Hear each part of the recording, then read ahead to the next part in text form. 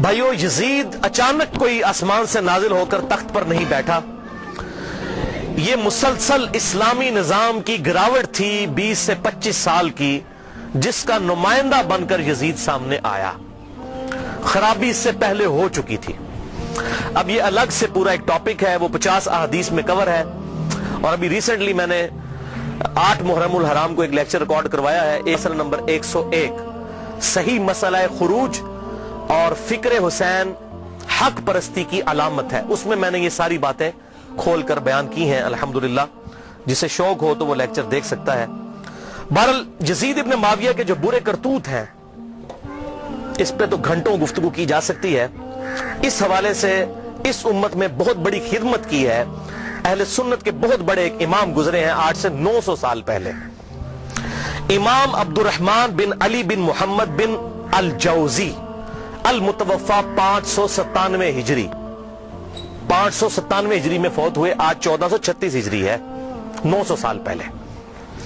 انہوں نے ایک کتاب لکھی، اور یہ شیخ عبد القادر جیلانی رحمت اللہ علیہ المتوفا 561 ہجری کے شاگرد بھی ہیں، محدث ابن جوزی.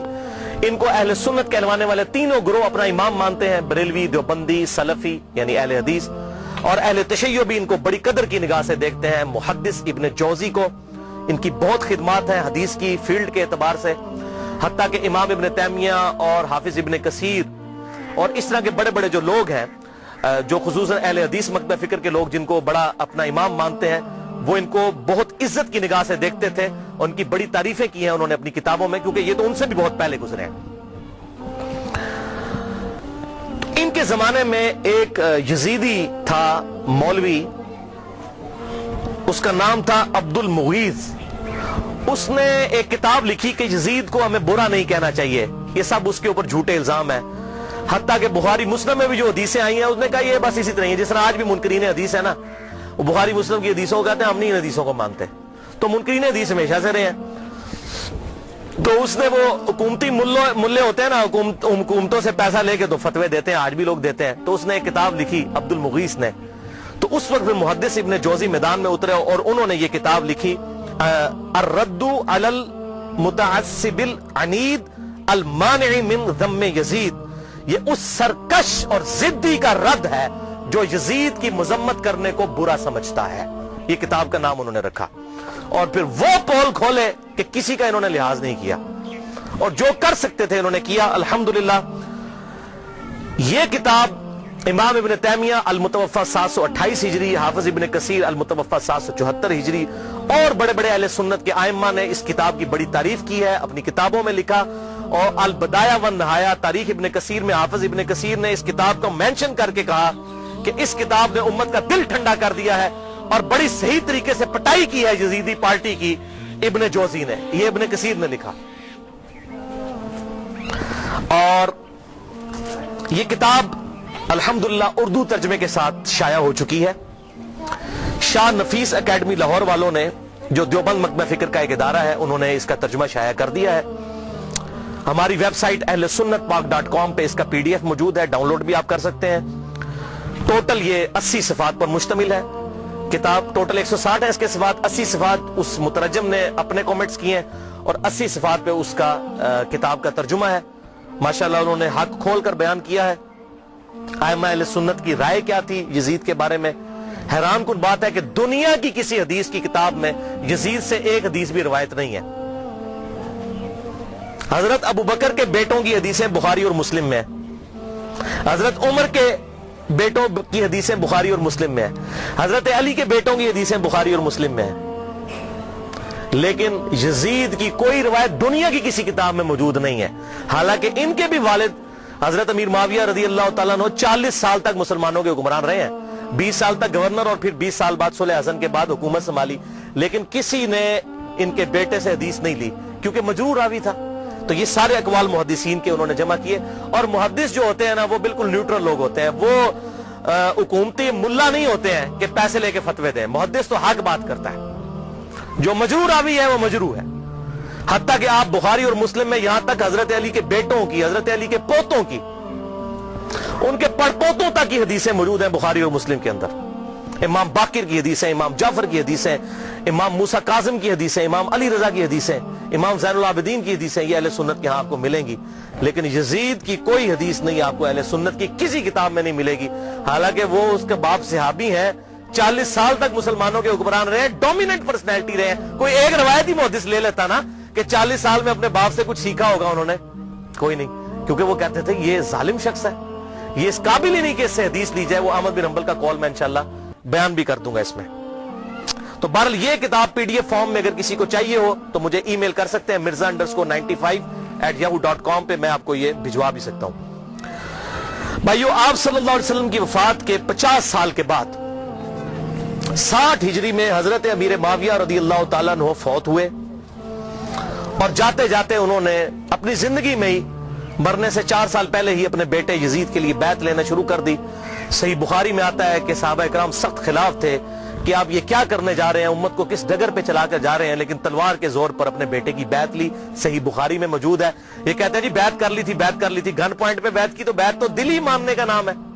اور میں حضرت عمر کا فتویٰ بھی اینڈ پہ بتاؤں گا صحیح بخاری سے کہ جو تلوار کے زور پر بیعت ہو اس کو حضرت عمر کہتے ہیں یہ بیعت ہی نہیں ہے. تو صحابہ کرام نے مخالفت کی، لیکن وہ جو معاملہ ہونا تھا وہ ہوا. وہ میں نے مسئلہ نمبر 101 میں ڈیٹیل کے ساتھ بیان کیا. آج ٹاپک کو میں چھیڑوں گا نہیں کیونکہ آلریڈی میں اس کو ایڈریس کر چکا ہوں. بہرحال اس حوالے سے صحیح بخاری میں انٹرنیشنل نمبرنگ کے مطابق 120 نمبر حدیث ہے. حضرت ابو ہریرہ کہتے ہیں میں نے حضور صلی اللہ علیہ وسلم سے 2 پیالے لیے، ایک میں نے تمہارے سامنے ظاہر کر دیا، یعنی یہ جو شریعت کا علم ہے، حدیثیں میں نے بیان کر دی، اور دوسرا پیالہ ایسا ہے اگر میں تمہیں بتاؤں تو تم میری شہرت کاٹ دو. ایسی باتیں مجھے حضور نے بتائی ہیں. وہ کیا باتیں تھی؟ وہ صحیح بخاری کے اندر ہی انٹرنیشنل نمبر کے مطابق 3605 نمبر حدیث ہے. حضرت ابو ہریرہ کہتے ہیں کہ مجھے حضور صلی اللہ علیہ وسلم نے بنو قریش، بنو امیہ کے لونڈوں کے ان لڑکوں کے نام بتائے ہیں، ان کے ماں باپ اور قبیلوں کے نام تک بتا دیے ہیں جن کے ہاتھوں اس امت کی تباہی ہونے والی ہے. اور میں چاہوں تو ان کے نام، ان کے ماں باپ کے نام بھی بتا سکتا ہوں. جیسے حضرت حذیفہ ابن یمان کو حضور صلی اللہ علیہ وسلم نے منافقین کے نام بتائے تھے، حضرت ابو ہریرہ کو ان لوگوں کے نام بتا دیے تھے جن کے ہاتھوں امت کی تباہی ہونے والی تھی، بنو امیہ کے وہ لڑکے. حتیٰ کہ اسی حدیث کے تحت فتح الباری میں امام ابن حجر اسقلانی رحمہ اللہ المتوفی 852 ہجری وہ لکھتے ہیں، اور بڑی انہوں نے اسناد مختلف کتابوں سے، المصنف ابن ابی شیبہ سے، باقی کتابوں سے جمع کی کہ حضرت ابو ہریرہ یہ دعا کیا کرتے تھے، اے اللہ مجھے 60 ہجری تک باقی نہ رکھنا اور لڑکوں کی حکومت سے پہلے موت دینا. 59 ہجری میں حضرت ابو ہریرہ فوت ہو گئے، اور 60 ہجری میں یزید ابن معاویہ تخت نشین ہوا. اور اس میں ایک مرفوع حدیث ہے انٹرنیشنل نمبر کے مطابق مسند امام احمد میں 8302 اور مشکات میں بھی 3716 کہ آپ صلی اللہ علیہ وسلم نے فرمایا 70 کی دہائی کے آغاز سے اللہ کی پناہ طلب کرو اور نوجوان لڑکوں کی حکومت سے اللہ کی پناہ طلب کرو. 70 کی دہائی کا آغاز یعنی 61 ہجری، اور واقعہ کربلا 61 ہجری میں ہوا ہے. تو آپ صلی اللہ علیہ وسلم نے اپنی امت کو اس حوالے سے خبریں دی تھیں کہ آپ صلی اللہ علیہ وسلم کی وفات کے بعد امت کے ساتھ کیا سلوک ہونے والا ہے. تو اس کے ظلم کی داستان بہت طویل ہے. یہاں پر میں اس کے 3 بڑے بڑے سیاہ کارنامے ذکر کروں گا احادیث کی کتابوں سے، تاریخ نہیں. اگر تاریخ میں نے بتایا تاریخ میں اگر 10 باتیں یزید کے حق میں ہیں نا تو 1000 اس کے خلاف ہیں. لیکن کیا کرتے ہیں یہ حکومتی ملے، اور چند ایک باتیں نقل کر کے تو پھر دفاع کرنے کا کوشش کرتے ہیں، اور پھر کتابوں پہ پابندی لگ جاتی ہے. وہ جو جھوٹی کتاب صلاح الدین یوسف صاحب نے لکھی، وہ گورنمنٹ نے پابندی لگا دی. کوئی حدیث نقل نہیں کی ہے، بلکہ ساری تاریخی روایتیں نقل کی ہیں، اور وہیں پر لکھا ہوا ہے کہ یزید کی فوجوں نے واقعہ حرہ میں 1000 صحابیات اور تابعیات کے ساتھ زنا کیا، اور وہ حاملہ ہو گئیں، اور 3 دن تک مسجد نبوی میں گھوڑے باندھ کر رکھے، اور مسجد نبوی میں نماز نہیں ہوئی ہے. لیکن صلاح الدین یوسف صاحب کی رگ نہیں پڑکی کہ میں یہ حق لوگوں کو بتاؤں. ابن کثیر سے، اس ابن کثیر سے اپنی مطلب کی باتیں نقل کی. وہ بتا رہا ہوں 10 باتیں نقل کی، 1000 اس کے خلاف لکھی ہوئی ہیں. لیکن جب کوئی بندہ بے ایمانی پہ اتر آئے تو اس کا تو کوئی علاج نہیں ہے. لہذا میں تاریخ کو کرتا ہوں سائڈ پہ، میں صرف آپ کو احادیث سے حوالے دوں گا جس کے سامنے اب سارے خاموش ہو چکے ہیں. جب سے یہ میری یہ پمفلٹ آئے ہیں، یہ واقعہ کربلا کا حقیقی پس منظر 50 صحیح الاسناد احادیث کی روشنی میں، یہ والا پمفلٹ، اور یہ رافضیت، ناسبیت اور یزیدیت کا تحقیقی جائزہ، یہ پمفلٹ میں نے ڈاکٹر ذاکر نائک کے خلاف لکھا تھا، انگلش کے اندر بھی، اردو کے اندر بھی. اور ان کے ہم نے شاگرد پاکستان آئے، ان کے ہاتھ میں یہ پمفلٹ پکڑائے کہ خدا کے لیے کہ آپ یہ کون سی وہ امام غزالی کی لکھی ہوئی تاریخ بیان کر رہے ہیں، ابن تیمیہ کی لکھی ہوئی تاریخ بیان کر رہے ہیں. خدا کے لیے حدیث کی کتابیں پڑھیں، بخاری اور مسلم پڑھیں، یا تو بخاری اور مسلم کو غلط کہہ دیں، منکرین حدیث بن جائیں، یہ تاریخیں تو حکمرانوں نے لکھوائی ہوئی ہیں. بادب با ملاحظہ ہوشیار لکھو ہم بڑے سخی تھے, ہم یہ تھے وہ تھے. تاریخیں تو حکمرانوں کی لکھوائی ہوئی ہیں. حدیثیں ہیں, یہ ہیں ایماندار لوگ محدثین, یہ ہیں اصل اہل حدیث اہل سنت جنہوں نے حق بات امت کو بتائی. ان کو فالو کریں. تو دین جب محدثین سے لیا تو اس طرح کی باتیں محدثین سے لینی ہے.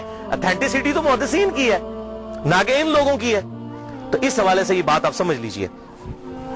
3 سیاہ کارنامے یزید کے.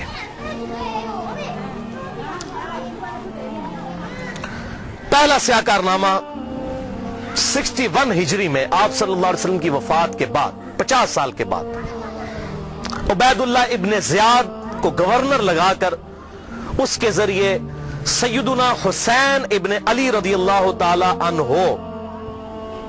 کو شہید کروایا. 18 اہل بیت میں سے اور 54 لوگ دوسرے شہید ہوئے واقعہ کربلا کے دوران. ٹوٹل 72 لوگ. اور اس کا ذکر صحیح بخاری میں انٹرنیشنل نمبر کے مطابق 3748 نمبر حدیث میں موجود ہے, اور صحیح مسلم میں 6309 نمبر حدیث کے اندر بھی موجود ہے کہ جب حضرت حسین کے قتل کے بعد حضرت امام زین العابدین علی ابن حسین رحمہ اللہ تعالی جب مدینہ شریف آئے تو ان کے ہاتھ میں حضور کی تلوار تھی جو حضرت علی کے پاس تھی, اس کے بعد مولا حسین کے بعد تھی, مولا حسین کے بعد زین العابدین کے پاس آئی. صحیح مسلم 6309. تو مسور بن مخرمہ رضی اللہ تعالیٰ عنہ حاضر خدمت ہوئے اور انہوں نے کہا کہ اے نبی کے بیٹے یہ تلوار آپ میرے حوالے کر دیں ورنہ یہ کہیں بنو امیہ کے ظالم لوگ آپ سے چھین نہ لیں, اور میں اپنی جان سے بڑھ کر اس کی حفاظت کروں گا. تو یہ صحیح مسلم میں موجود ہے. لوگ کہتے ہیں نہیں پتہ نہیں حسین قتل بھی ہوا تھا کہ نہیں. ٹھیک ہے, آپ لوگوں نے یہ باتیں کرنا شروع کر دی ہیں. تو بھئی جھوٹ کے تو کوئی پاؤں نہیں ہوتے ہیں. جب لوگوں نے یہ جرات کی تھی وہ صحابہ وہ بغلوں میں بت رکھ کے آتے تھے اس لیے رفع یدین ہوتا تھا.